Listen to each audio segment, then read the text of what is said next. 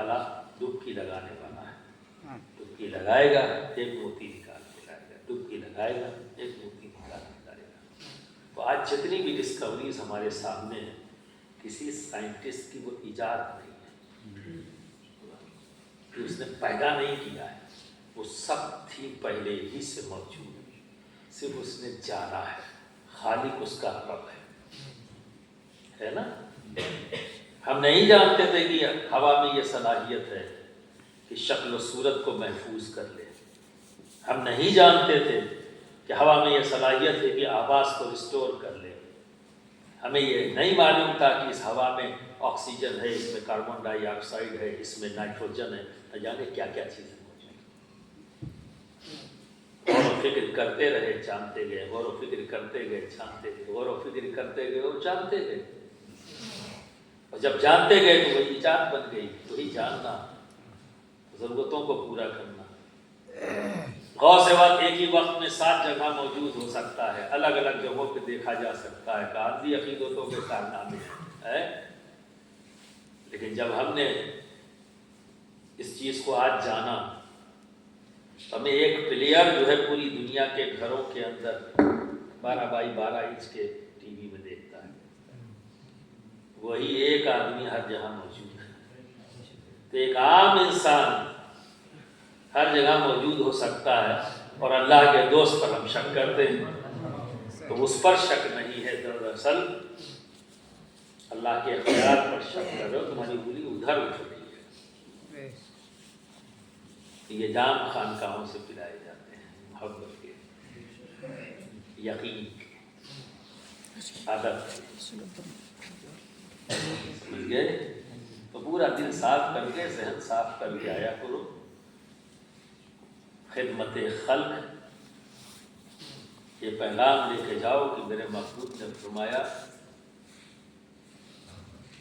کہ مجھے میرے رب نے دنیائے ولایت میں کوئی ایسا منصب نہیں رہا جس پر فائز کیا، میں ہر منصب پر فائز، لیکن یہ تمام منصب صرف شرط لگا دی، صرف عبادت و ریاضت کی بنیاد پر نہیں، خدمت خلق، عبادت اس کی ہم نہ کریں تو کس کی کریں گے؟ کون ہے جو ہمارے رب کا بدل بن سکتا ہے؟ کوئی؟ کس کی بندگی کرے؟ کوئی ہے جو ہمارے نبی کا بدل ہو سکتا ہے؟ تو کس کو اپنا پیشوا مانے، کس کو ہم آئیڈیل مانے جب کوئی دوسرا ہو ہی نہیں سکتا؟ جب کوئی دوسرا نہیں ہو سکتا تو پھر ہم اپنے رب کی اور اس کے حبیب کی پسند کو اختیار کریں۔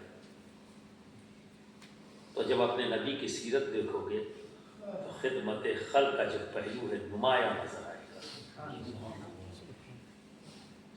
اور اسی پہلو کو جب آپ روئے زمین کے کسی بھی ولی کو دیکھو گے تو وہ چیز وہاں نظر آئے گی، پوری زندگی خدمت خلق۔ ایون یہاں تک آپ ان کا شیڈول دیکھیں، کبھی غور نہیں کیا لیکن پڑھا ہوگا کسی کی بھی سوانے ہے، میں مخدوم پاک کی بتاتا ہوں، یہاں آئے ہو کر لو، اور کم و بیش یہی روٹین روئے زمین کے تمام اولیاء کرام کا ملے گا۔ فجر کے بعد حجرے سے باہر آنا، ٹھیک ہے، عوام الناس کے سامنے ان کی سن رہے ہیں، بتا رہے ہیں، ان کی ضرورتوں کو، ان کی حاجتوں کو پورا کر رہے ہیں۔ کب تک؟ ظہر کے وقت نماز پڑھ لی، ٹھیک ہے، تھوڑی دیر قیلولہ شامل ہے اس میں، پھر بندوں کے پاس، عصر پھر رب کے پاس، پھر بندوں کے پاس، پھر مغرب پھر بندوں کے پاس، پھر عشاء، ہو گیا۔ ان بیچ میں کبھی بھی وہ حجرے میں نہیں گئے بندوں کے ساتھ، اور جب عشاء کا وقت گزر گیا تو اب حجرے میں گئے، بندوں سے کہا آرام کرو، اور خود وہ ہیں کرم ان کا رب ہے۔ اس کو بڑے پیارے انداز میں مخدوم پاک فرماتے ہیں، ایک ولی کثرت میں وحدت